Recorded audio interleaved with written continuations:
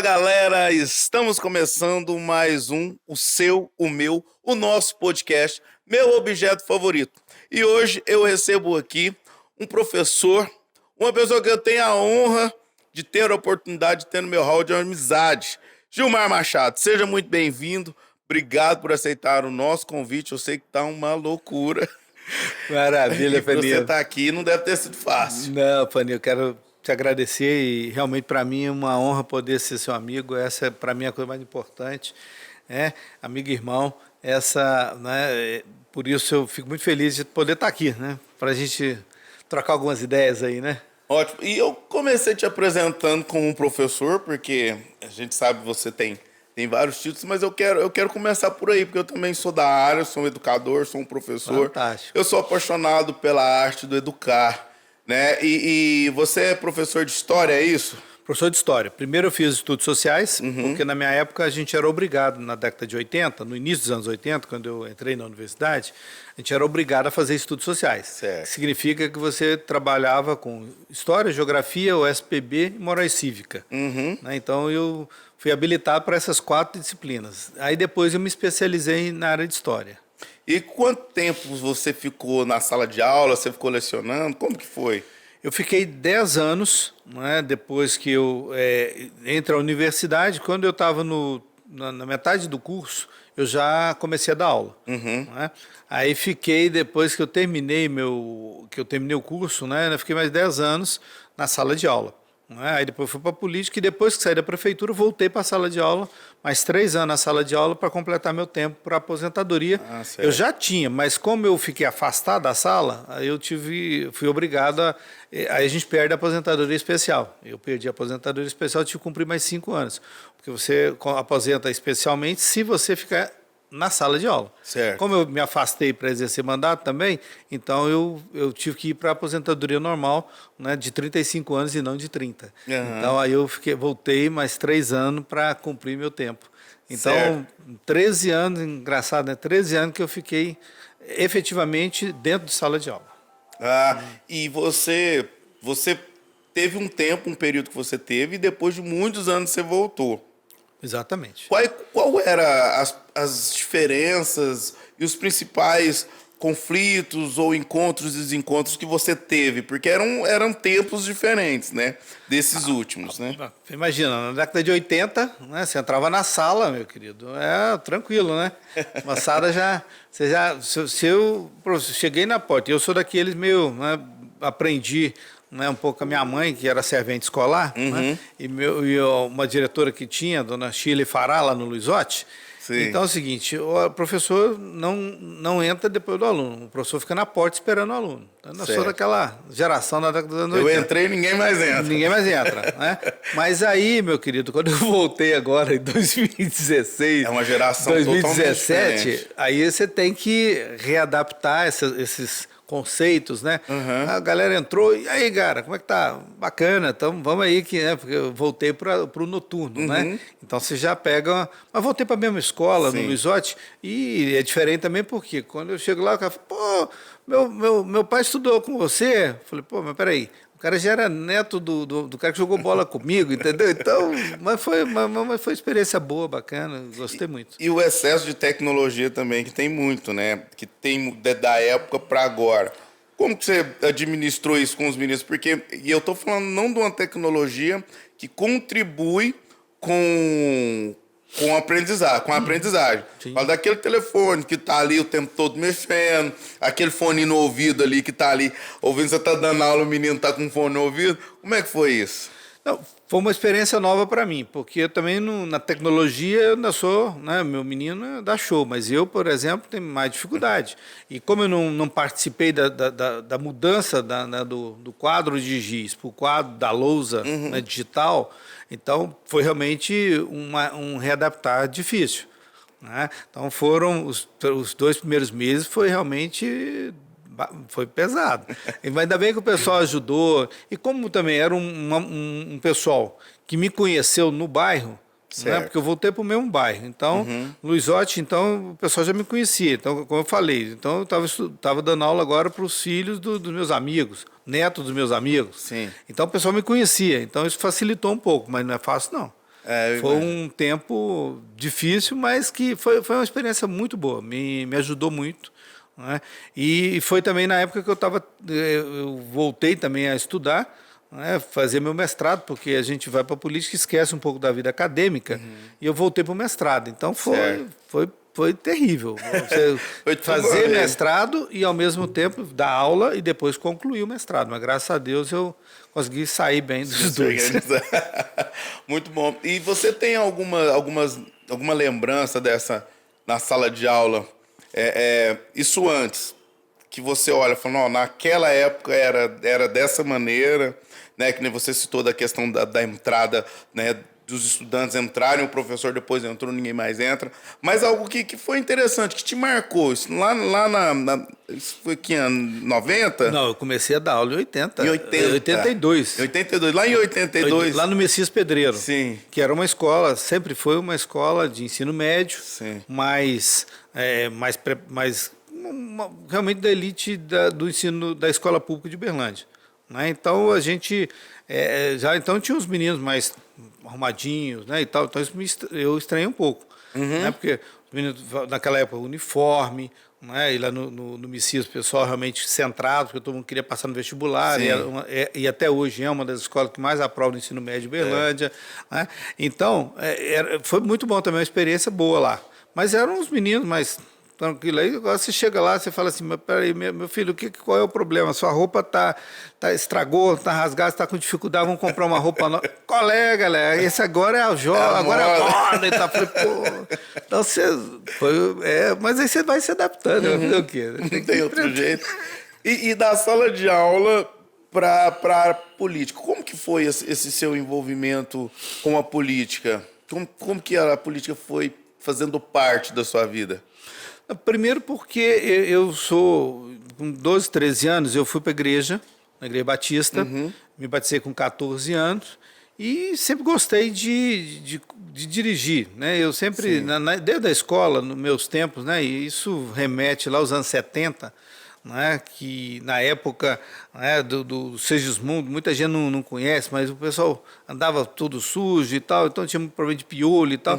A gente tinha os batalhões de saúde na escola e eu gostava desse negócio, né, de ir ajudar a limpar, fazer coleta, limpar o bairro, né, eu morava na Industrial nessa época, né, e então aí a gente começava a ver. Aí depois, quando eu fui para a igreja, eu também gostava de trabalhar com os jovens, adolescentes. Então, na minha igreja é o seguinte, para você virar líder lá, você tinha que aprender algumas coisas básicas. Certo. Você tinha que fazer uma ata, você tinha que fazer um ofício, você tinha que saber fazer planilha para fazer evento. Né?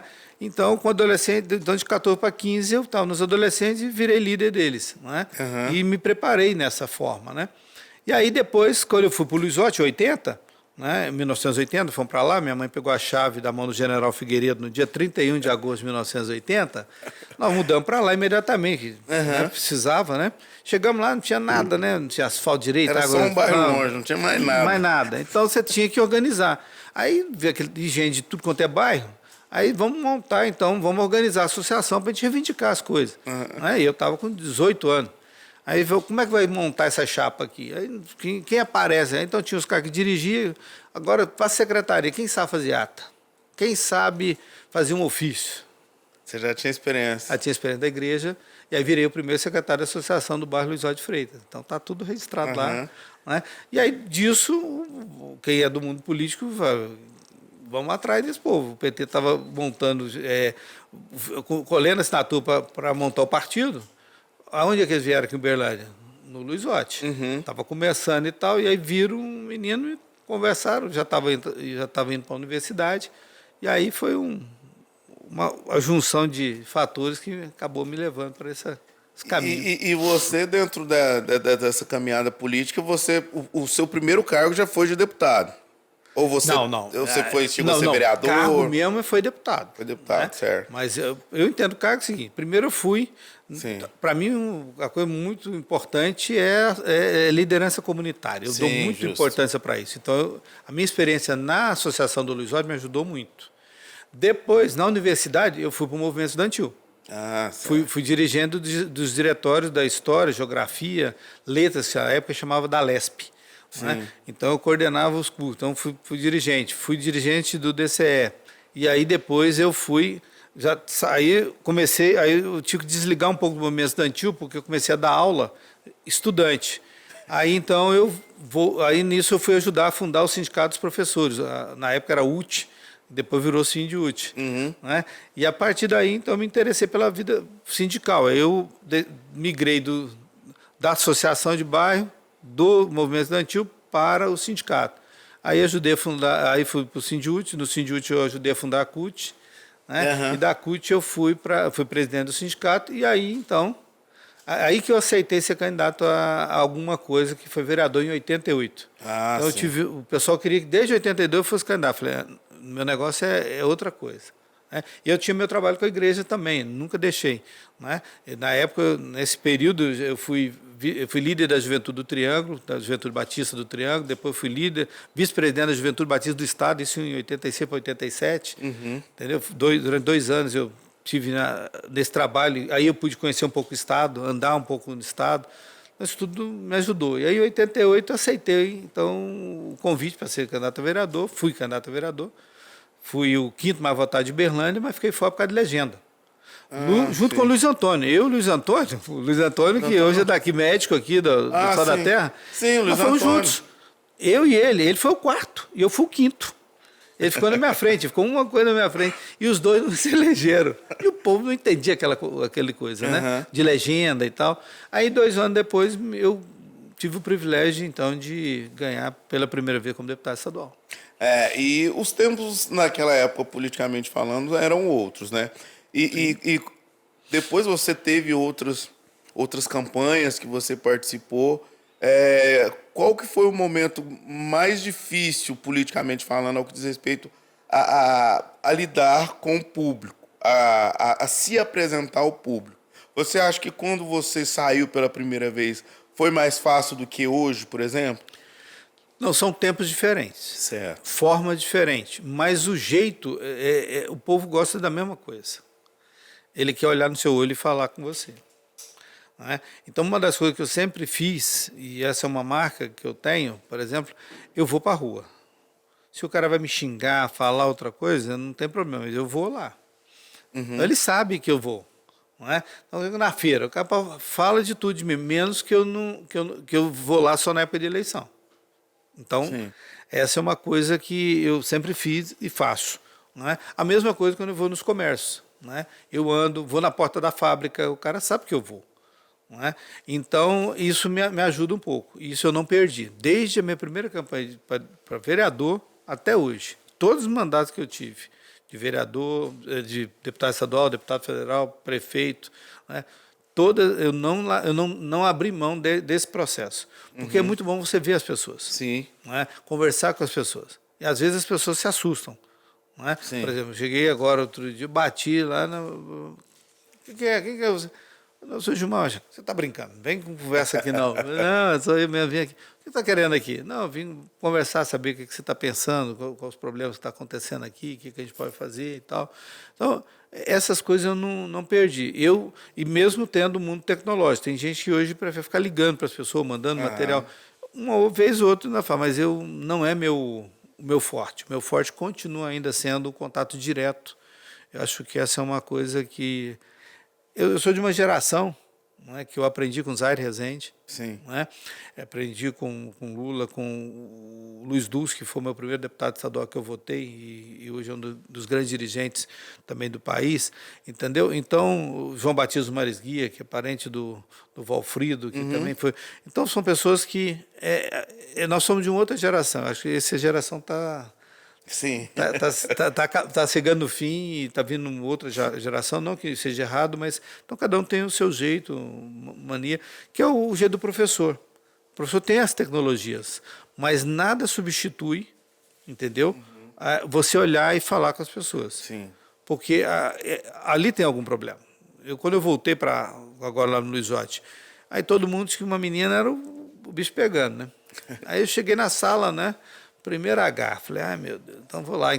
Aí vi o tumulto que e ela realmente agitava mesmo, legal mesmo. Fazia acontecer. Fazia acontecer na sala. Mas porque ela tinha um problema.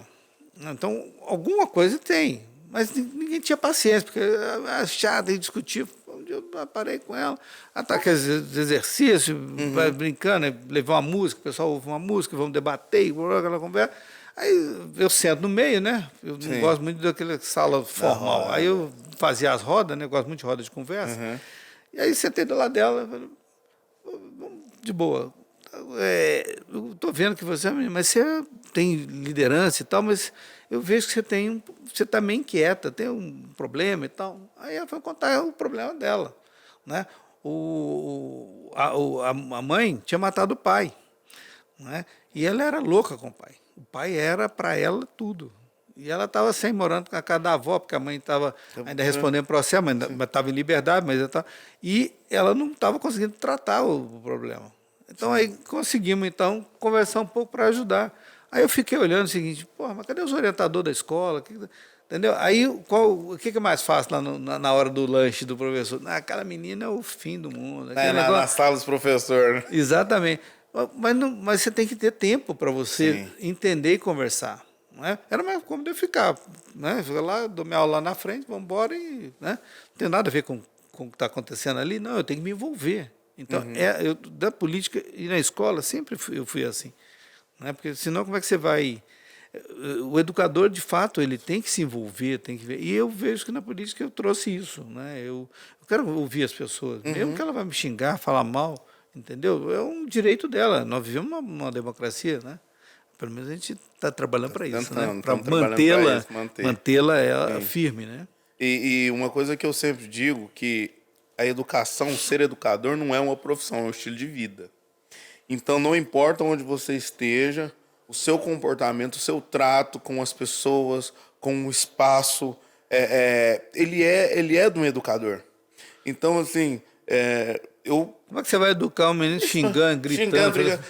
Eu já tive a oportunidade de ter crianças, adolescentes um pouco mais acelerados, mais agitados.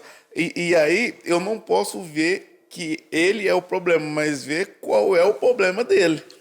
Como é que nós podemos, né, inclusive, fazer um acordo, né?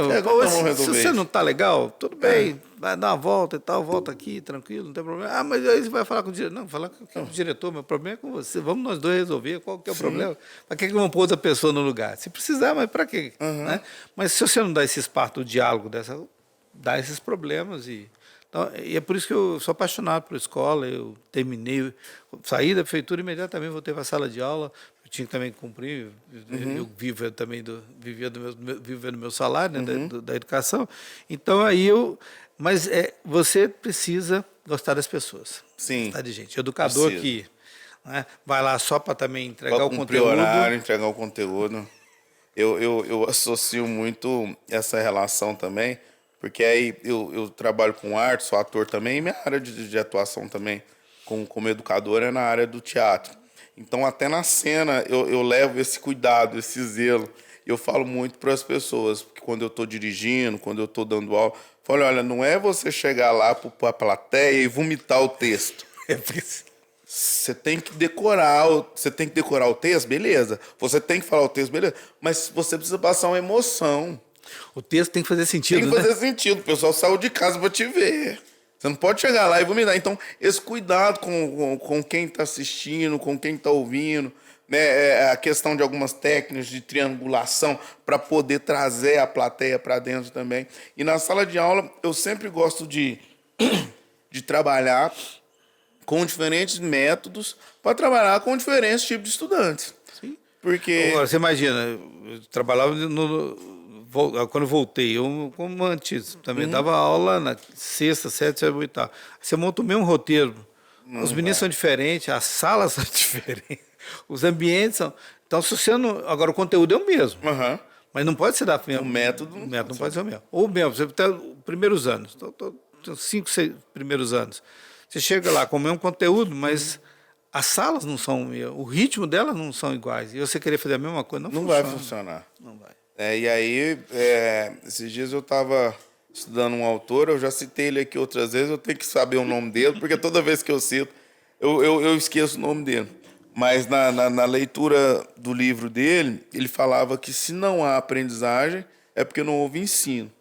Então, quando você vai para uma sala de aula, que aí o professor fala, não, mas eu já ensinei ele várias vezes e ele não aprendeu. Eu falo, não, você não aprendeu porque você não ensinou. Então, quer dizer, na verdade, você está tentando doutrinar, fazer alguma coisa, mas É, ensinar, você tá ensinar fazendo é qualquer você, coisa. o ensino tem que ser dos dois lados, né? Aham, Não é? Você ensina, mas o outro também te ensina. Se você aham, não aprender com ele também, então se ele justo. não está aprendendo, é porque você também não está conseguindo entender o que ele está fazendo. Justamente. Então, aí é entender o método, é entender uma forma diferente, para você poder alcançar. Porque, às vezes, um método você vai alcançar 50% da sala. Com outro método, 30%. E vai ter 20% que você vai ter que ter uma dedicação.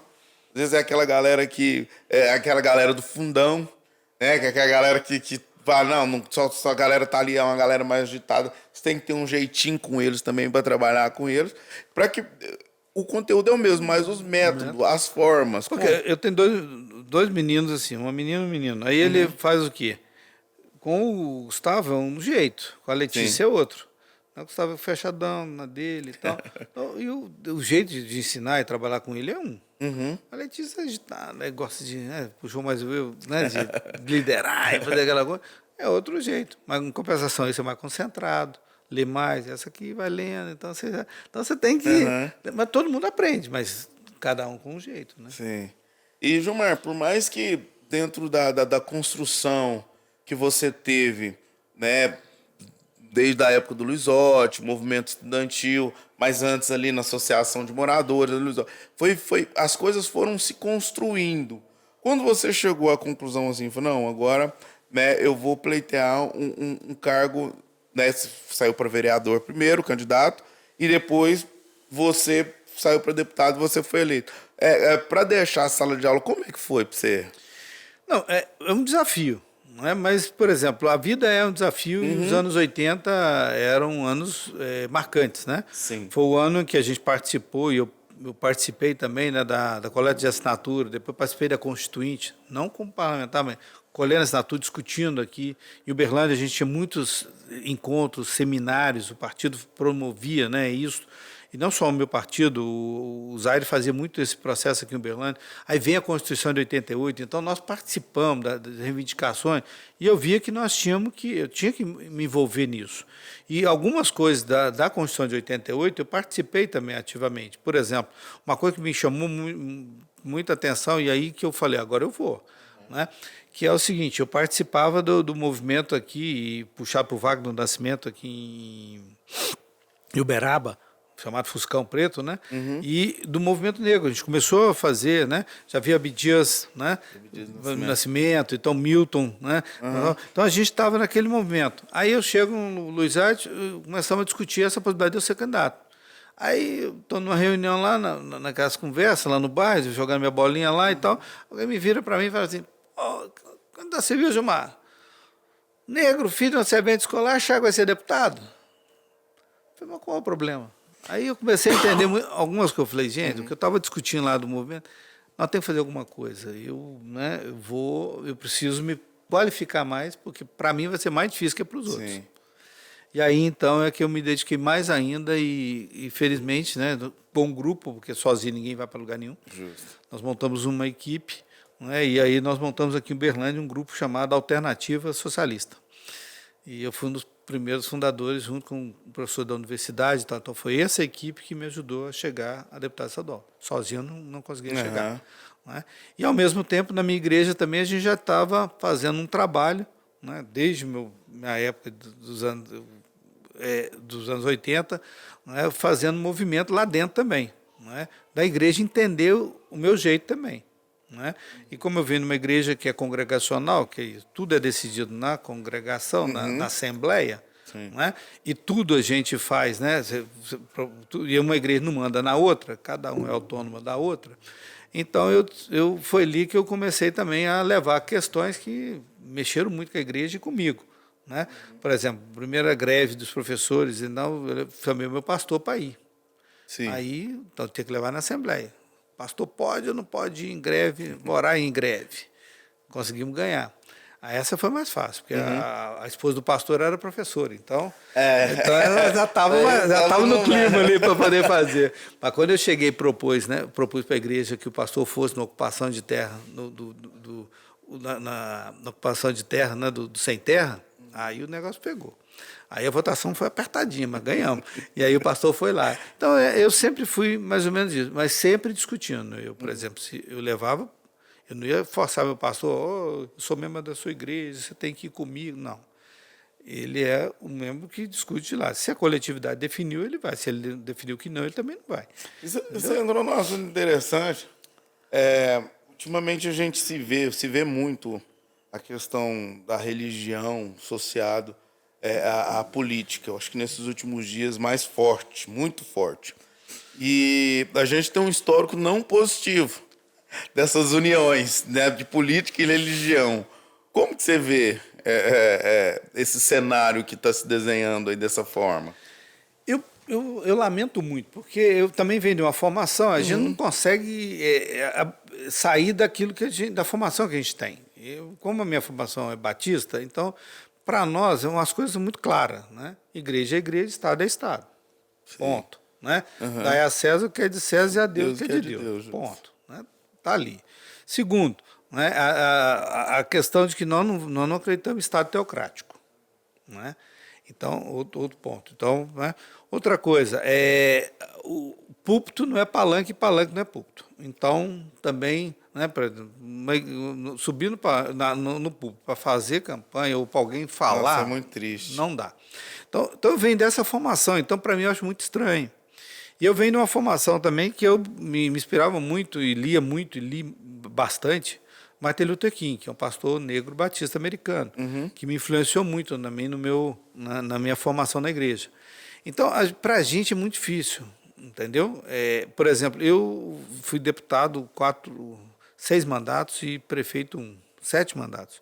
Eu nunca tive apoio formal da minha igreja. Nunca. Nem onde eu frequento há 46 anos. Eu fui batizado no dia 16 de março de 1976. E eu nunca tive apoio formal da igreja. Porque a igreja nunca deu apoio formal a ninguém. Sim. E não vai dar. Entendeu? Então, hoje eu acho muito estranho. Me incomoda muito. Né? E, ao mesmo tempo, de ver espalhar coisas que a gente sabe que não é verdade. E a gente aprende desde cedo, né? Que lá no início, lá no Gênesis, começou ali, né? Uma fala que mudou tudo, né? Uma mentira contada que, não, se você comer, isso não vai acontecer nada e tal. E as pessoas vão entrando nessa. Então, hoje, eu espero que a gente se qualifique mais. Essa, para mim, sempre foi uma coisa. Você tem que estudar. Por isso que a gente tem escola dominical, que é para poder... Você tem que estudar. Tem que ler, não é qualquer coisa, você não tem que acreditar em qualquer coisa. Não é tudo que o pastor fala que você tem que concordar. Né? Então, essa construção, mas eu estou realmente muito preocupado. O Brasil vive um momento extremamente delicado e a gente, né, um ufanismo de querer ter. Agora tivemos o primeiro evangélico no Supremo Tribunal Federal. Isso não é verdade. O primeiro evangélico no Supremo Tribunal Federal foi um diácono batista da Primeira Igreja Batista de Belo Horizonte, indicado por Juscelino Kubitschek. Primeiro negro, ele era negro e era evangélico, diácono da Primeira Igreja Batista de Belo Horizonte. E ninguém nunca viu ele dizer que ele entrou porque ele era jurista, ele era uma pessoa extremamente qualificada e preparada e foi ministro. Né? Agora, a vida pessoal dele é o quê? Ele era um diácono da igreja e nunca deixou de ser. Entendeu? Participava ativamente. Então, você não pode misturar as coisas. É igual, por exemplo, eu continuo todas as minhas funções, mas eu nunca deixei de dar aula na escola dominical da minha igreja. Sim. Agora, a escola dominical, eu vou falar para dar o conteúdo e me envolver. Não é para fazer campanha ou para... Né? Então, acho que as pessoas têm que tomar muito cuidado com isso. E é um cuidado que eu vejo que pouca gente tem tomado. E tem comprado muito esse discurso. E é um discurso que, para mim, eu sou cristão, creio em Deus, né? Creio nos princípios de Deus, creio em tudo que eles falam. Mas eu não vejo que as coisas se desenham assim. Né? Eu não entendo, eu não compreendo que isso tudo que está sendo falado é realmente o que tem como intenção de ser vivido, até pelos próprios que falam. Tem umas coisas que, por exemplo, os discípulos tinham dificuldade de entender porque que Jesus gostava tanto de orar, né? Mas aí eles... E a gente também hoje, né? Tem dificuldade. Por que ele não ora, né? Não ora, sim. Por que ele ora se ele era perfeito, né? Porque ele queria ter intimidade, né? Com Deus e tal. E aí, então, ensina a orar. Então tá bom. E aí Jesus começa a ensinar. Então, o primeiro grande ensinamento está lá. Pai, ele fala, nosso. Ele não fala que o pai era meu, era seu, era do outro. Jesus ensina que o pai é nosso. O pai é nosso de quem? Eu não sei se é batista, preteriano, do sal da terra, se é católico, eu não sei. Eu sei que o pai é de todos nós. Quando Deus mandava o maná, ele não mandava para perguntar se o cara estava rebelando, se estava... a tribo tal vai receber, a tribo X não vai. Via para todo mundo. Sim. Né? E a mesma coisa, ele continua dizendo, o pão nosso. O pão também não é para mim, né? Quando me incomoda, quando o cara fala assim, mas eu que conquistei, eu fiz, é meu. Não, ele nunca disse que o pão era só dele, o pão era nosso. Tanto é que Jesus pega o menino podia dizer assim, não, eu que trouxe o pão e trouxe o peixe é meu. O problema é de vocês que não veio preparado. Mas o menino não fez isso, ele entregou. E o que Jesus fez? Também não comeu tudo, não, né? Ele repartiu. Então, hoje me incomoda muito essa coisa. As pessoas, né, falar de Deus é muito fácil. Né? Falar, mas viver. E viver o que foi ensinado de fato. Então, isso também tem me incomodado muito. Como é que as pessoas não leem corretamente o que ele ensinou? Jesus nunca ensinou que a coisa era dele. É para mim. Não. Era sempre... E ele disse também que ia para o céu fazer o quê? Preparar morada. Para quem? Para mim, para você? Não. Prepara morada. Quem quiser, está convidado para ir. Né? Então, isso, hoje em dia, eu tenho me incomodado muito esses ensinos, algumas coisas. Né? Então, por isso que eu tenho falado muito com o professor da escola dominical que a gente precisa estudar mais, né? Para que muita gente não nos engane com um discurso que parece orientado, mas que, na verdade... Né? Essa coisa de Deus, né? Deus acima, eu nunca entendi isso. Né? Se a gente lê Isaías 40, o grande, né, profeta Isaías, que fala que Jesus ia vir, o nosso Emanuel, o que é o Emanuel? O Deus conosco. Né? Então Deus está conosco, ele não está em cima, nem embaixo, nem de lado, ele está conosco. Então, eles ensinam umas coisas, eu falei, onde é que esse povo tirou isso? Entendeu? Então, como não está na Bíblia, então eu não tenho que acompanhá-los. É só isso que eu sei. É justo. E a gente vai vendo a forma que as pessoas que vão se envolvendo, que vai estando envolvida nesse processo, que aí fica uma galera, vai só dividindo, cada um vai indo para um canto, para um lado, vai decidindo o seu lado, a chegar em um ponto de falar que só existe duas opções ao que diz respeito à presidência, né? Estamos próximos das eleições e eu acho isso um absurdo uma pessoa chegar, aí eu falo, aí a nossa discussão parou aqui, né? Porque você chegar para mim hoje, você pode falar que esse é o seu candidato, mas você falar que só tem duas opções, e como que você vê isso? Como que você vê esse cenário político? Você que está mais dentro, tem uma vivência mais arraigada dentro disso. Como que você vê isso? Me estranha também, porque a nossa sociedade ela é diversa. Né? Israel tinha 12 tribos, e mesmo dentro das tribos você tinha os problemas, você tinha as divisões. E nós também somos assim. Né? O nosso mundo é assim. Né? Você vê os católicos, tem o católico carismático, católico. Se você vê para o mundo, né, chamado dito evangélico, ou tradicional, sei lá o que, eu venho dos batistas. Batista você tem batista independente, batista regular, batista disso, batista daquilo. Então, para mim, a gente já vem nessa pluralidade. Sim. A gente não é único, a gente é plural. A gente tem ideias, mas você diverge em alguns pontos. Isso é normal. Agora, eu respeito cada um e eles me respeitam. Qual é o problema? Né? Se o cara batizou, né, por imersão, por aspersão, eu não vou ficar discutindo esse problema, entendeu? Da forma que você achar que deve ser. Agora, não é porque isso é melhor ou pior que eu. Sim. Né? Então, a gente vive umas coisas que não dá, e estamos trazendo esses pequenos debates para o campo da política. Isso não funciona. Na política também nós temos diversidade. Sim. Temos ideias, conceitos, e não é errado você discutir. Né? Então, como eu venho de um modelo congregacional, que tudo você tem que discutir, discute, votou. Depois votou e todo mundo fica tranquilo, está de boa, vamos lá. Ah, mas eu perdi. Perdeu. Né? Não adianta você participar da brincadeira e depois falar, não gostei, agora estou fora. Mas não, que conversa é essa? Né? Nós aceitamos a regra do debate. Então, todo mundo tem direito de ir lá falar e tal, e depois votou, acabou. A maioria venceu. Todo mundo votou, não. Né? A maioria, foi só por um, mas o que eu posso fazer? A regra que nós acertamos foi essa. Sim. Infelizmente, hoje as pessoas, né, acertam uma regra e depois não estão. Né? Isso tem realmente nos trazido transtorno, mas a democracia é construída na diversidade. Sim. Não é na unanimidade. Né? Ela é construída com ideias e conceitos diferentes. Né? Tanto é que Jesus convidou 12, nenhum dos 12 era igual. Eram diferentes, ele conviveu com todo mundo. E a gente hoje está numa intolerância, a gente quer que todo mundo seja exatamente como a gente é. Do jeito que a gente pensa. Aí não dá. Não funciona. É muito complexo.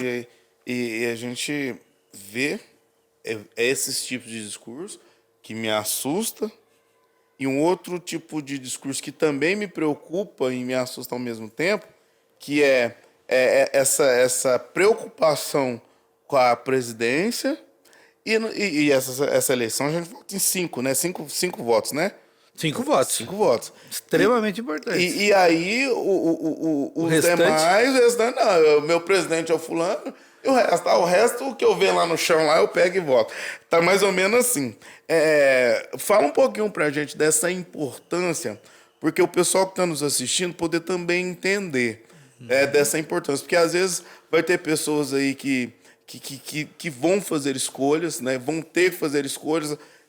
Eu espero que todos façam as suas escolhas. É importante que você se posicione, que você se posicione através do seu voto. Lembrando que nós não temos somente 2 vertentes, nós temos outros candidatos também que têm condição. Mas além desses candidatos, candidatos ao cargo, né, supremo, vamos dizer assim, que é o da presidência, a gente tem governador, a gente tem 2 deputados e senador. Fala um pouquinho para a gente da importância disso. Não, primeiro que o presidente não faz nada sozinho. Nós temos o executivo que executa o quê? O que foi votado pelo legislativo. O legislativo, além das leis gerais que o país, né, precisa, ele também tem o orçamento. Porque você vive dentro do quê? Você tem um limite. Todo mundo paga, esse dinheiro vai para esse lugar e esse lugar tem que dividir. Quem define isso? Os deputados, não é o governo. Sim. O governo executa o que foi definido pelos deputados. Essa é uma coisa que as pessoas estão se esquecendo. E eu, particularmente, estou muito assustado, porque eu saí de Brasília em 2012, né, para vir assumir aqui em Uberlândia a prefeitura, e eu não sabia que existia orçamento secreto. Os orçamentos sempre foram abertos, com participação, discutidos. E eu fui presidente da comissão de orçamento, eu fui relator do orçamento, eu fui líder, vice-líder na comissão de orçamento, e eu nunca tinha visto um negócio desse na minha vida. Como é que você tem um orçamento que é secreto, que você põe o dinheiro onde você quer, da forma que você quer, sem um plano organizado? Nós temos que refazer. E quem vai fazer isso é deputado. E as pessoas não estão debatendo isso.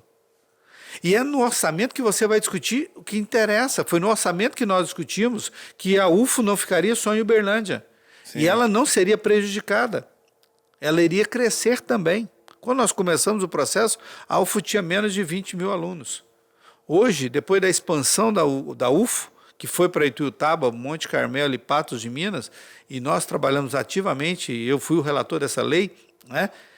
A UFO hoje tem mais de 45 mil alunos. Né? Então, a gente precisa entender que é o deputado que participa, que organiza esse processo, que vota isso, que fiscaliza. Né? Eu, quando saí de Brasília, nós tínhamos acabado de entregar a duplicação do Trevão de Monte Alegre até Uberlândia, duplo. E o sonho nosso, e nós já estávamos falando, nós tínhamos que chegar com essa duplicação até Patos de Minas. Tem 10 anos que eu saí de lá e ninguém fez nada para fazer com que o Uberlândia Pato seja duplicado. Gente, ali é acidente atrás de acidente. É um risco quando que você entra naquela rodovia.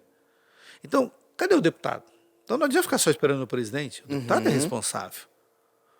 O deputado que foi feito, né? Para eu, se Deus me permitir voltar, essa é uma das minhas bandeiras.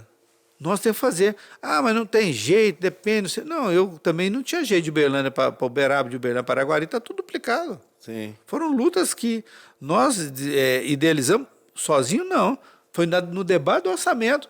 Se você coloca no plano plurianual, que é o plano que organiza o orçamento do país durante 4 anos. Depois, cada ano, você coloca na lei de diretriz orçamentária e depois você coloca na lei orçamentária, vai sair. Agora, não vai sair se você ficar fazendo discurso um atrás do outro e não consta. Aí você chega lá, cadê no PPA? Ah, mas eu não sabia que tinha que pôr. Como não sabe? O orçamento funciona assim, o país funciona assim. Ah, mas o presidente pode fazer. Não pode fazer da cabeça dele. Ele tem que executar o que está no plano. Sim. Se não está no plano, ele não vai executar. Então, vem me enganar? Pode enganar o povo, mas a mim não. Eu sei como é que funciona. Não é? E é isso que eu tenho falado com as pessoas. Gente, vocês pararam de pensar, não é possível. Vocês sabem que é desse jeito. Se não está no orçamento, não vai executar. O orçamento define qual é a prioridade. A prioridade vai ser o quê? Vai ter casa para as pessoas? Então tem que ter um programa de habitação. Sim. O atual governo falou, não vai ter casa. Então não tem casa, acabou. Então não está no orçamento, não tem casa. E o povo está hoje aumentando os abrigos debaixo dos viadutos. Sim. Então, nós temos que, se você quer a casa, tem que estar no orçamento. Tem que estar no orçamento. Se não está no orçamento, não vai ter casa. Se não está no orçamento que vai ter recurso para a saúde, não adianta você ficar reclamando. Entendeu? Ficar lá no posto de saúde, querer reclamar com o enfermeiro, com o médico, então não vai adiantar nada. Sim. Porque você não discutiu, o seu representante que você colocou lá não pensou nisso. Entendeu? Então, é isso que eu acho que a gente precisa voltar a discutir, que é mania de professor.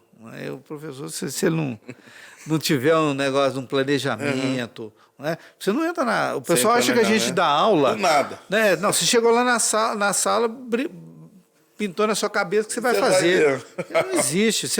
Você preparou antes. Quem é realmente um bom professor, um educador, ele se prepara. Sim. Né? E ele sabe que a aula tem que ter início, tem que ter meio, tem que ter fim, porque ele vai, 50 minutos depois, vai dar o sino e ele vai ter que sair dali. Né? E o que ele deixou naquele período? Né? Então, o parlamentar é isso, ele vai ficar 4 anos. O que ele fez em 4 anos? Então, essas coisas, as pessoas às vezes não fazem essa pergunta. Né? E o deputado é fundamental. O senador é a mesma coisa, só que ele faz o senador ele representa o Estado. E aí ele vai discutir temas que dizem respeito, né, à organização do Estado. E hoje, infelizmente, os Estados não estão discutindo. Cada um quer puxar para si. Quando você puxa para si só, o que acontece? Todo mundo perde. Você precisa, os poderes têm que conversar, têm que dialogar. Nós temos que achar acordo. Sem acordo, aí fica aquela briga. Quando todo mundo está brigando, o povo está sofrendo. Está sofrendo. Entendeu? E é nessa experiência que eu adquiri ao longo da minha vida que eu espero poder dar a minha contribuição para a gente apaziguar e voltar. Vamos sentar, vamos acalmar, vamos dividir o bolo, né? Vamos pegar, né, o orçamento, que era o pão, e vamos dividir. Né? Não é só para um. Sim. Ah, mas o outro não estava trabalhando, não trabalhou direito. Calma, depois nós resolvemos esse problema. Mas vamos primeiro. Né? Mas e se Deus ficasse vendo se os caras estavam brigando com a mulher, xingando, e para mandar o maná? Você está lascado. Estou perdido. E realmente, eu acho que existem algumas disciplinas que eu acho que teria que ter, pelo menos no ensino médio, né? Que é a parte que fala sobre política, gestão e o empreendedorismo. Né? São conteúdos que em escolas particulares você já vê mais presente. Começa a ver, né? Você começa a ver mais presente. Porque não existe uma preocupação com o parlamentar, no caso, como a gente está citando aqui. Preocupação, o olhar... É só o executivo. É só o executivo. Né? E aí, até mesmo a nível municipal, as pessoas elas não têm ideia disso. Né, a importância do vereador. A importância do vereador. Porque aí vai, para prefeito votando fulano, para vereador em qualquer um. Para deputado, qualquer um. Senador, tem senador esse ano? Nem sabia, nossa, não sei quem que eu vou votar, não. Então, as pessoas, elas não preocupam. Quando eu falo as pessoas, eu falo de uma grande gama de pessoas. E eu posso até estar medindo com a minha própria régua, mas se você for conversar com as pessoas hoje para fazer essas perguntas quem que você vai votar para deputado, para senador, provavelmente essa estrutura não vai estar coerente, podemos dizer assim. Lá, o presidente é o fulano, a deputada estadual ciclano, não estará coerente. E isso pode resultar em péssimos resultados futuramente. Né? Porque, às vezes, uma má gestão de um prefeito ou de um presidente pode ser devido à falta de apoio de base, né? no parlamentar. Não só não ter sustentação, mas você começou na questão de que qual é a preparação que nós estamos dando do debate na escola. Você falou em empreendedorismo. Aí eu volto lá na primeira pergunta que você me fez e eu comecei dizendo o seguinte: quando eu comecei lá na igreja, para eu ser líder dos adolescentes, eu tinha que ter algumas coisas. A igreja tinha que me preparar. Como? Eu tinha que aprender a fazer uma ata, tinha que aprender a fazer um ofício e tinha que aprender a fazer planilha de evento. Por quê? Porque um evento tem custo. Sim. De onde vem o dinheiro? Que é o orçamento daquilo. Né? Quem financiou aquilo? No nosso caso da igreja, é os membros da igreja. Eu não posso pegar o dinheiro dos membros da igreja e gastar do jeito que eu quero. Não pode. Entendeu? O evento, eu vou fazer um evento, eu vou fazer isso, fazer aquilo. Não, qual é o que você tem, o que você pode gastar. Então, em todo lugar, nós podemos educar. Sim. E eu entendo que na escola nós precisamos melhorar esse processo. Né? Como a igreja também pode ajudar, também formando em todo lugar. E aí nós vamos ver quem é que, na hora do debate da campanha, está falando alguma coisa que faça conexão com isso. Sim. Se não for, meu querido, só vai fazer discurso para você e não vai resolver nada. Entendeu? Vai fazer muito videozinho, falando mal que não está funcionando isso, está funcionando aquilo, mas no concreto, qual é o que a pessoa precisa, né? Não vai ter. Eu, por exemplo, quando saí de Brasília, o imposto de renda, né, das pessoas, quem ganhava 3 salários mínimos não pagava imposto de renda. Hoje, com um salário mínimo, você paga imposto de renda. O aposentado está extremamente sacrificado. Ora, nós estamos no período eleitoral. Qual o debate que está sendo feito sobre a correção e ganho real do salário mínimo? Qual é o debate concreto que está sendo feito sobre a correção da tabela do imposto de renda? As pessoas não falam coisa séria. Entendeu? Então, esse é um processo que a gente precisa, né? Essa é uma coisa que tem me incomodado muito no processo. Porque os deputados hoje também não se valorizam. Ele não diz o que vai fazer. Ele quer, eu trouxe tanta emenda, fiz isso. Peraí, mas e os projetos que estão lá? Você vai votar de que jeito? Os atuais deputados que estão lá votaram 4 anos para o povo não ter correção na tabela de imposto de renda. Votaram para o povo não ter ganho real de salário mínimo. Os parlamentares... aí você tem que ver quem votou contra, quem votou, mas a maioria lá manteve que nós não tivéssemos correção na tabela de imposto de renda. Por isso que de 3 salários caiu para... de 3 salários caiu para 1,5 salário. Você imagina um cidadão que ganha R$ 1.800 pagar imposto de renda? Pois absurdo. Entendeu? Agora, esse debate aparece, infelizmente, né? Aí todo mundo discute um punhado de coisa. Se Deus...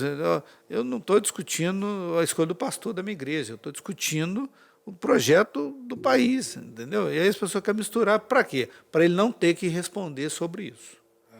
Eu tenho alguns meus irmãozinhos que eu quero discutir com ele. Meu irmão, tudo bem, você fala em família, fala nisso, aquilo.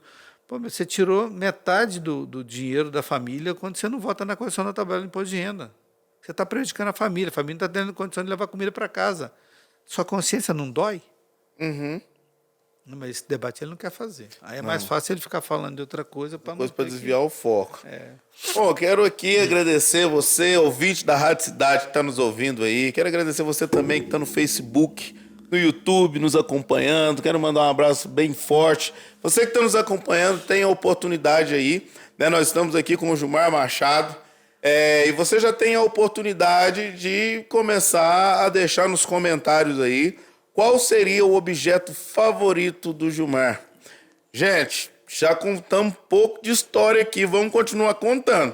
Então fique atento, fique ligado, porque eu tenho certeza que dentro dessas histórias que a gente vai contando, né, Gilmar? Alguma coisa vai sair, alguma dica vai sair. E então você fica atento, compartilha esse vídeo, deixe seu like. Assim o YouTube vai entender a relevância desse material e vai continuar compartilhando com outras pessoas também. Então não deixe de acompanhar e de compartilhar esse podcast. Gilmar, vamos falar um pouquinho do Gilmar, né? O Gilmar, nós falamos do Gilmar professor, um pouco do Gilmar político. O que o Gilmar gosta de comer, por exemplo? Nos seus momentos em casa, com a família? O que o Gilmar gosta de se ocupar quando não está envolvido com os trabalhos da igreja, ou da política, ou na sala de aula? Não, eu sou péssimo na cozinha. Então, mas a minha esposa faz uma sopa maravilhosa. Minha mãe também fazia. Né? Então, uma das coisas que eu mais gosto é sopa. É sopa. É uma coisa que eu gosto, tranquilo, entendeu? De comer. Eu comia sopa demais, né? Então, na escola. Escola não há muita sopa. Porque eu morei na escola, né? Morei 6 anos dentro de uma escola. Então, a gente comia o lanche da escola, entendeu? O duro era o dia que tinha mingau de aveia. Nossa, doce, aí tinha que comer no almoço, na janta. Nossa, era difícil. Agora a sopa não, aí de manhã, de tarde, não tinha problema. Qualquer hora que viesse a sopa. Era alegria. Era alegria. E na sua prática mesmo, de esporte, você no seu lazer, tá com a família, como que é? Eu gosto de futebol, né? Sempre gostei, já joguei futebol, joguei assim, né? No amador e tal, porque no profissional não dava para mim, né? Mas desde pequeno eu gostava de jogar, joguei no time da Industrial, depois joguei no Luizotti, né? Mas na escola eu também fiz um pouquinho de atletismo. Eu era, né, lá no René Janete, eu era um dos melhores saltadores, né? Salto distância e salto triplo. É uma coisa também que eu gosto bastante. Quando eu fui para a universidade, representei o curso de História também, em todas as Olimpíadas Universitárias, né? No salto triplo, salto distância, e corri um pouquinho meio fundo, né? Então, esporte é uma coisa que eu gosto, né? E continuo até hoje. Parei esses dias porque me arrisquei lá com meus amigos lá na Zufub, aí fui lá animar, e aí um menino jogou uma bola na frente, falei, não, você vai fazer graça na minha frente, não. Aí abri a panturrilha, aí esses dias eu não estou podendo jogar, mas eu gosto bastante. Você normalmente, os lugares que você gosta de frequentar, as pessoas já te conhecem bem, né? Pelo menos na cidade, eu acho que até fora da cidade. Como que normalmente é essa receptividade? Eu não estou falando dentro de uma proposta que nem nós estamos vivenciando agora. É que você vai, né, se apresentar como candidato. Mas eu estou falando assim, você está ali. Mas normalmente eu vou com meus meninos na feira. Regularmente eu como, já tem as bancas onde eu como meu pastel com os meus meninos, desde pequenininho. Sim. Às vezes chegam, já tão grande esse menino. Eu falo, eu sei que está ficando velho, eu não. Entendeu? Então gosto de fazer compra, eu faço compra em casa. Né? A minha esposa não é muito de supermercado, eu gosto de ir no supermercado, gosto de ir na padaria. Né? Eu que gosto de fazer as compras, sei escolher, né? O abacaxi, sei escolher o abacate, sei escolher a fruta, preço eu sei, se perguntar para mim eu já sei onde compra, né? Onde você pode comprar mais barato, né? Os cereais, onde você compra o leite mais barato, onde você compra, então supermercado onde tem promoção, então eu conheço essas coisas que Uberlândia toda, entendeu? Então é um pouco disso que eu faço. Agora eu não sou muito de sair. Certo. A minha saída é muito na igreja, né? Um lugar ou outro que a gente já estou mais ou menos acostumado. Eu sou meio assim, onde eu escolhi um local, é muito difícil eu ficar mudando. Para eu corto cabelo com o Vanderlei lá no Luizotti, né? Desde 1981. Comecei a cortar o cabelo lá com ele e até hoje, né? Inclusive eu estou precisando, vou lá semana que vem, vou lá cortar o cabelo com ele. Então, eu sou muito assim, né? Meio, é uma coisa de gente que veio de cidade pequena, né? Nasci em Cascalho Rico, então a gente é mais quieto, mais na da gente, entendeu? A gente vê o movimento, mas a gente prefere uma coisa mais mais tranquila, mais calma, né? Ouvir um MPBzinho, na igreja, sou da época do Logos, dos vencedores, ainda fica ali naquela, né? O pessoal fala, ih, você está ultrapassado. Eu falei, não, fica, não tem problema não. Minha menina agora está cantando no conjunto da igreja, né? Ela vem com aquelas músicas, eu gosto, eu vou lá prestigiar, eu fico muito feliz porque eu tentei cantar, não consegui cantar na igreja, né? Então, ver minha menina hoje cantar é uma alegria grande. Mas é isso, eu sou mais caseiro, mais em casa. Em casa é para ler, né? Ficar descansando um pouco, da rotina, que não é fácil, não. Certo. Nessas 3 áreas que você atualmente, nós comentamos aqui, na verdade, nessas 3 áreas, na área da educação, na área política e na área religiosa, vamos pontuar essas 3. Que você teve uma vivência e a gente sabe que por mais que a gente tenha prazer em fazer, as dificuldades e o dia mal vem. Tem alguma história, uma de cada uma dessas áreas que te marcou, que te deixou triste e que te fez repensar, que te fez, às vezes, até mesmo mudar de posicionamento? Tudo na vida a gente, né, realiza e depois a gente tem que avaliar, né, tem que apagar, né, tem que reconstruir, porque se não deu certo, você começa a fazer uma conta. Ela não deu certo, você tem que apagar e recomeçar, né, para tentar fazer. Então, na vida, eu acho que, né, tudo que eu fiz, eu acho que eu tentei fazer o melhor. E tudo tudo me ensina, né, tudo me ensinou. Não é? Eu, pessoalmente, por exemplo, na vida pública, não é? Na escola, por exemplo, eu acho que eu poderia ter, quando eu voltei para fazer o meu mestrado, eu percebi que eu poderia ter, né, na política, ter feito um esforço para continuar, né, ter estudado mais, porque eu acho que eu teria um desempenho melhor. Né? Então, acho que isso eu vejo hoje que eu reorganizaria meu tempo para não ter parado totalmente me envolvido só na política e não na vida acadêmica. Eu acho que isso eu reavaliei quando eu fui para o mestrado, eu vi como é que o mestrado me ajudou também a repensar outras coisas, entendeu? E mesmo eu acho que não faria algumas coisas que eu fiz, né, na prefeitura ou como parlamentar, depois da melhoria da minha qualificação. Sim. Né? Então, acho que isso é importante. A mesma coisa, por exemplo, na igreja. Eu acho que eu gastei um tempo, mas depois eu, né, querendo cantar. Né? Então, aí vi que não era para mim. Né? Acho que eu sou participei do mesmo conjunto, Nova Geração, lá na Igreja Batista Central, com o Anselmo. Na igreja, nós cantávamos juntos. Aí nós dois, ele foi melhor ele virar pastor do que cantar. E eu também acho que foi melhor ele para, né? Nós gastamos um tempo, mas acho que foi bom, a gente viu que não era para a gente. Então, acho que a vida também ensina um pouco isso. Então você olha, você tenta, você gosta daquilo, mas você quer fazer, mas depois você vê que aquilo não é para você. Né? Então você tem que deixar outro. Hoje eu fiquei feliz de ver minha menina poder cantar. Que né? Meu menino que tentou, já toca um pouquinho de violino. Eu não estou com nada, né? Então, são coisas que a gente vê na vida que, né, acho que a gente aprende. E na política a gente faz amizades que depois você avalia que, né, você poderia ter refeito de outra forma, né, reconstruir novos laços. Mas permite que Deus está nos permitindo reconstruir uma outra equipe, um outro grupo, mas sempre respeitando todo mundo. Acho que no seu tempo cada um deu a contribuição, ou atrapalhou também um pouco, e a gente apaga isso e vamos reescrever. Porque tem muito isso, né? Isso que você comentou é algo muito importante, porque na política tem muito essa questão de às vezes você se aliançar ou fazer um compromisso, né, com alguém que não tem compromisso com o compromisso que está sendo feito. Esse é um problema. A gente vai descobrindo, né, com o tempo isso, e às vezes atrasa outras coisas que você poderia estar fazendo e tal. Então, ainda bem que a gente está tendo outra oportunidade, senão às vezes você não vai ter. Né? Sim. Então, você tem que pensar bem para não... no tempo pode não nos dar essa oportunidade de novo. E nessa trajetória política, Gilmar, já teve algum momento que você se sentiu muito decepcionado nessas alianças, assim, nessa parte, você falou, não, poxa, dali eu não esperava isso?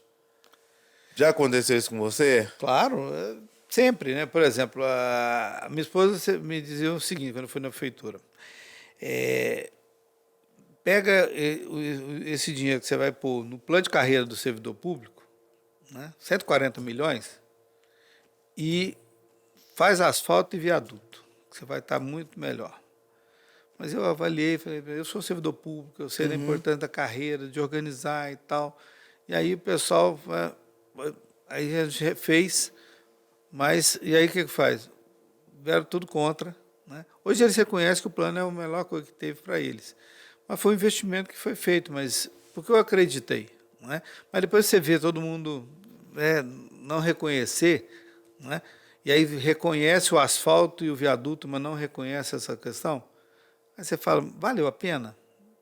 Mas eu, pessoalmente, continuo achando que ainda valeu a pena, porque a gente melhorou a qualidade do serviço que as pessoas estão recebendo. Isso já é, para mim, gratificante. Não é? Deixa o outro fazer o asfalto, o viaduto e ficar com a fama, mas eu tenho a consciência de que milhares de famílias melhoraram a sua qualidade e vão ter uma aposentadoria melhor numa carreira que a gente deixou. Então, a gente fica chateado, mas, ao mesmo tempo, faz parte da vida, são escolhas que você faz, né, e que você tem que pagar o preço. E nessa, falando em escolha, nessa escolha que você fez de sair como deputado federal, porque se você tivesse continuado como deputado federal, você estava até hoje, acredito eu. Falo isso, assim, sem medo de errar. Para vir para a prefeitura, como que foi essa decisão para você? Porque, assim, a prefeitura, eu acredito que ela não deu, você estar como prefeito, não deu, ou deu, enfim, a resposta, o resultado que você esperava no final de 4 anos. Como foi essa decisão de vir para a prefeitura? E quando você chegou no final dos 4 anos da prefeitura, realmente você chegou no final e falou, não, combate um bom combate, era isso que tinha para fazer, era isso que foi feito? Como que você avalia esses 4 anos na prefeitura e como que foi essa decisão sua de vir para a prefeitura? Eu acho que todo mundo que mora num lugar, ele quer dirigir esse lugar. Certo. Né? E Deus me permitiu isso. Né? Eu, particularmente, saí da prefeitura com a consciência tranquila. Se eu não tivesse estado na prefeitura, 10 mil famílias não teriam casa hoje em Uberlândia. Estariam no aluguel até hoje. Certo. Se eu não tivesse estado na prefeitura, nós não teríamos o Piqui, o Monte Hebron, o Lago Azul. Né? Se eu não tivesse estado na prefeitura, Uberlândia não teria 14 escolas. Hoje tem 6 anos. Os 4 do governo anterior e 4 desse, mas são 6 anos de um governo que não inaugurou uma escola. Eu entreguei 14 escolas em 4 anos.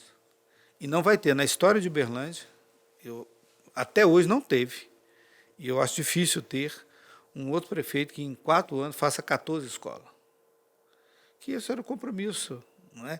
Então, e com uma secretária maravilhosa, que é a Gessina, né?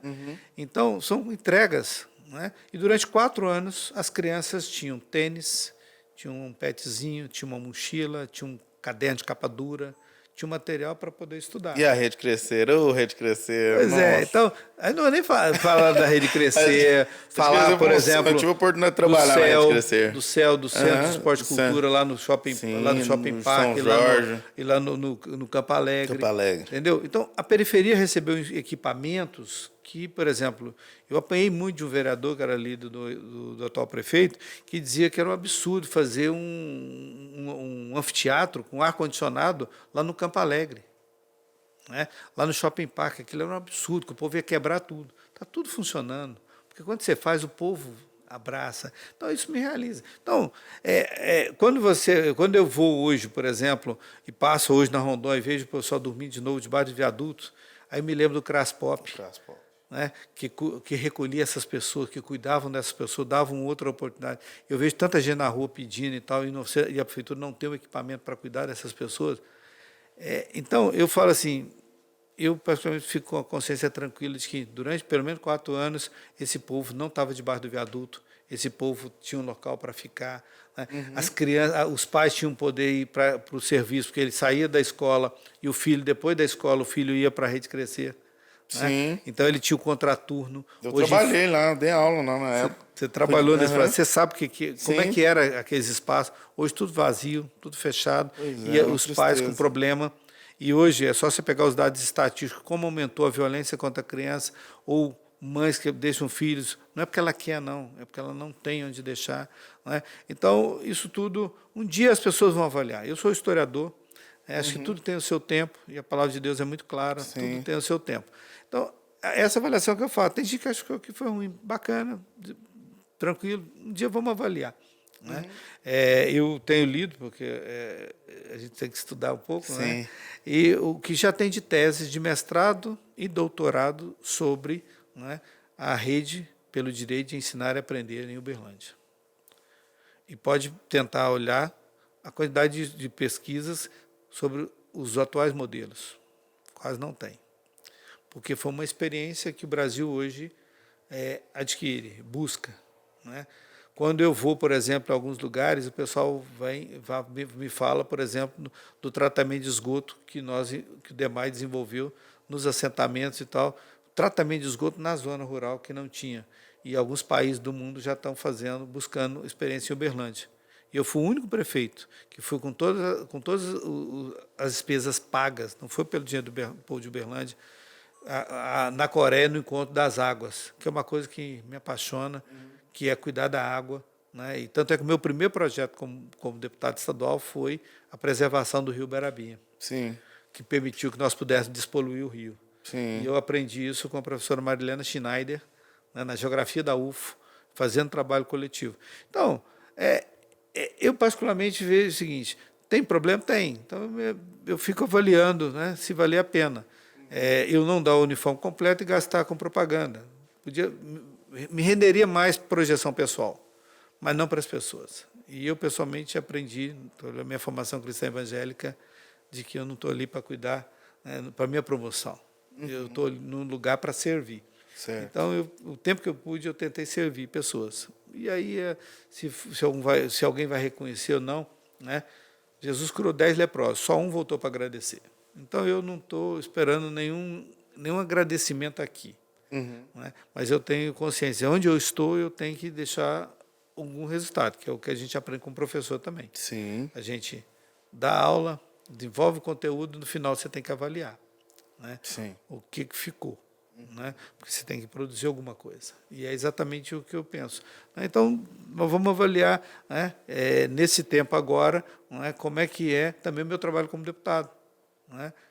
Autor do Plano Nacional de Cultura, né, da aposentadoria da dona de casa, que era quando a gente foi apresentar esse debate, muita gente falou, você é doido? Como é que é esse negócio de aposentar a dona de casa? Sim, porque o trabalho da dona de casa é um trabalho duro. Sim. E que não tem fim.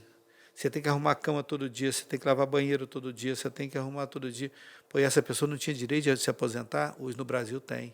E eu tive a oportunidade de participar disso como deputado. Então, essas coisas me gratificam, entendeu?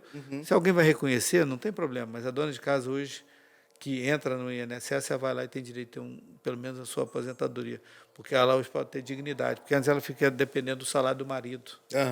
Mas ela trabalhava todo dia, fazia comida todo dia. Então, são coisas que, né, o Plano Nacional de Cultura, o Estatuto do Torcedor. Então, eu acho que é isso que me dá prazer na vida, é poder trabalhar pelas pessoas. Se as pessoas depois vão reconhecer ou não, né, o Estatuto do Torcedor organizou os campeonatos no Brasil. Sim. O Fluminense não vai virar mesa mais, como virou em 84. Entendeu? Meu Botafogo foi para a segunda divisão e voltou.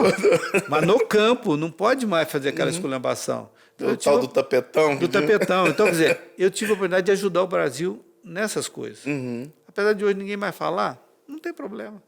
Né? Nós temos que plantar, né? A palavra de Deus diz, né? Uns plantam, outros regam e outros colhem. Né? Então, eu não vou poder fazer as três coisas. Deus é muito claro nessas coisas, muito sábio. Então, por isso que às vezes eu não desespero. A gente fala, pô, você vai revoltar, reclamar. Não. Tudo tem um tempo. A gente tem que, né, ter equilíbrio. E é o que o Brasil está precisando hoje de gente equilibrada, tranquila, que a gente possa pacificar para a gente fortalecer a nossa democracia. E a história conta. Um dia ela vai relatar isso para a gente, né, com muito mais clareza, muito mais tranquilidade. João, A gente falou um pouco sobre essa questão da aceitação das pessoas, né, quando nesse processo, nesse momento político, tal, não só com você, mas de uma forma geral. Eu vejo, às vezes as pessoas não têm uma boa aceitação como cidadão. Eu acho compreensível, embora a pessoa não possa ser desrespeitosa. Mas quando você se vê um companheiro de, de classe, podemos dizer assim, nessa posição de hostilidade, que nem eu vi que recentemente você teve na Câmara e foi abordado por um vereador de uma maneira muito deselegante. Como que você vê isso? Porque eu não sei se antes, nos outros anos que você teve essa oportunidade, essa raiva, eu não sei se é raiva mesmo a palavra certa, esse ódio gratuito, não sei se é essa a palavra certa, mas é essa que eu vou usar. Era assim, era dessa forma ou ultimamente tem sido mais? Não, isso sempre existiu, né? Só que mais moderado, a pessoa, né? Aquela coisa que eu te falei no meio aqui, falei lá quando coloquei que eu ia ser candidato a deputado, né? No meu bairro, no Luizote, que a gente tudo morava ali. Aí o cara vira para mim e fala que, né, só porque eu sou negro e filho de uma servente, eu não podia ser deputado. Então não foi um pessoal da elite que falou isso, não, foi alguém dos meus ali. Aquilo dói na hora, né? Mas você tem que entender que ele também, às vezes ele tem dificuldade. Ele é tão oprimido que ele não consegue entender isso, né? É a mesma coisa, são pessoas hoje, infelizmente, que ganham notoriedade, ganhou, né? Virou vereador porque, felizmente, uma vereadora morre, aí ele quer aparecer e ele acha que desse jeito ele vai o teu holofote. Hoje em dia o povo está no negócio de, né, ver as curtidas dele subir e tal. Aí ele não presta muita atenção no sentimento das pessoas, na família da pessoa, porque atrás de mim, o meu problema não é tanto eu. Né? A minha família sofre mais do que eu. Porque eu já estou, né, calejado, com o tempo a gente vai, né, entendendo essas coisas e às vezes a gente tem que ter pena dessas pessoas. Eu oro todos os dias, porque aí eu começo a entender o que Deus fala para a gente orar pelos nossos inimigos. Por quê? Ele não está entendendo o que ele está fazendo. Ele está achando que ele está... Mas um dia ele vai cair na real e vai ver os problemas, né, que ele tentou, que ele causou. Né? Então, por isso que a gente não tem que fazer o que ele faz. Né? E essa eu sempre procurei assim. Então, você nunca viu que eu agredi alguém, eu vou... Né? Ou também achar que eu sou melhor que os outros. Né? Por exemplo, a primeira confusão que eu tive, né, foi quando eu cheguei lá no Messias para dar aula, em 1982. Aí cheguei lá, uma servente escola, aí eu fui entrar para a sala. Não, você pode entrar aí não. Eu falei, como? Eu vim trabalhar. Falei, que trabalhar? A aluna é para cá, vai para cá. O cara não tinha me reconhecido, também naquela muito jovem, de 20 anos, né? Primeiro entrando nas aulas de aula. Mas o que você tem? Paciente, não, eu vou dar aula. E ela não estava entendendo. Falei, vou descer com essa cara sua, você não me convence. Tá me enganando. Não vai me enganar aqui não, né? Vai tirar onda comigo aqui também. Mas você tem que ter paciência e tal. Chega em Brasília, às vezes, o pessoal às vezes não tem obrigação de conhecer todo mundo, né? Chega lá, olha assim pra gente, não, peraí, você não pode, tem que se identificar. Não, tá aqui, então tem que ter paciência. Mas hoje em dia todo cara não, já acha que eu sou bambambam, eu posso passar por cima de qualquer pessoa. Então eu realmente estou muito preocupado. Mas essa é uma coisa que eu aprendi, a igreja ensina. Nos últimos tempos nós teremos muito mais problema. Né? E acho que é só o início também. Eu lembro, só o início, é o princípio das dores. Né? Eu lembro, na época, né, você citou anteriormente sobre o líder do prefeito na ocasião, que estava fazendo uma série de acusações. Depois, como se diz, a história dele contou muito, né? Algum tempo depois, a situação que ele se encontrou. Então, assim, acaba que as pessoas, às vezes, têm as atitudes sem ter esse pensamento mesmo. Você falou, a família, tem amigos, tem as pessoas, como que tá? Não se preocupa. Por exemplo, quando aconteceu, o que fez? Eu não vou devolver da mesma forma. Poderia ter tripudiado, mas não é essa foi o que eu aprendi.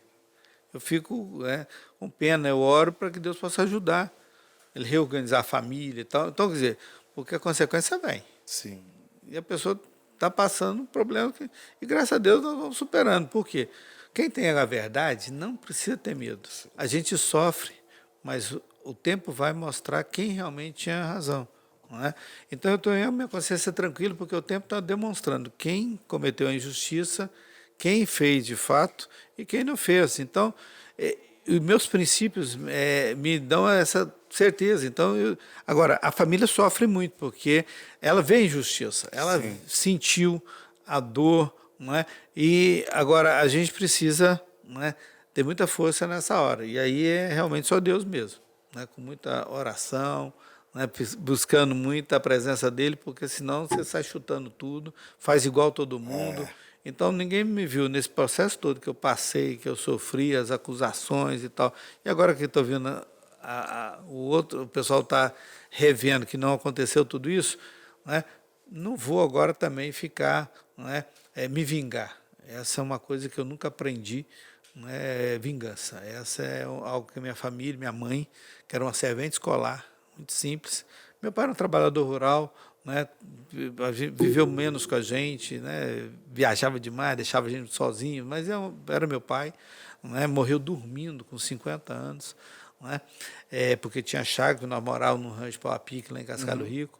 Então, a vida, né, você não pode eu não trago revolta, porque acho que tudo, né, ajuda. Né, e peço aos meus filhos que tenham calma para superar. Para eles é mais difícil, né, mas devagar eles também estão superando e que não tenha nenhum tipo de espírito de vingança, porque isso não ajuda em nada. Justo. Bom, pessoal, vocês estão nos ouvindo, o papo aqui tá bom. Vendo o pessoal ali na movimentação, tá com horário aí, tá vendo? O horário, então a gente vai entrar agora naquele momento importante, né? Aquele momento que nos fez nos reunir aqui, que é o momento que o Gilmar vai nos apresentar qual é o objeto favorito dele. Mas antes, Gilmar, antes de se apresentar, eu gostaria de ouvir de você como que esse objeto se tornou seu favorito. Porque minha mãe era servente escolar, então, e ela trabalhava numa escola, né, onde tirava água de cisterna para lavar a escola. Certo. E ela, uma vez lá eram 3, uma de manhã, uma de tarde e de noite. Então elas revezavam, porque o serviço da noite era mais tranquilo, menos aluno, né, mais calmo, mas lá não tinha luz, era lampião. Certo. E aí, então, quando era a semana da noite, de dia a gente ficava sozinho em casa. Olha, você imagina, um menino de 4, 5 anos ficar em casa cuidando da minha irmã menorzinha um pouquinho. Mas em Cascalho, naquela época, dos anos 60, fazia normal. Aí à noite, aí ela levava a gente. E quando ela levava, ele ficava na escola.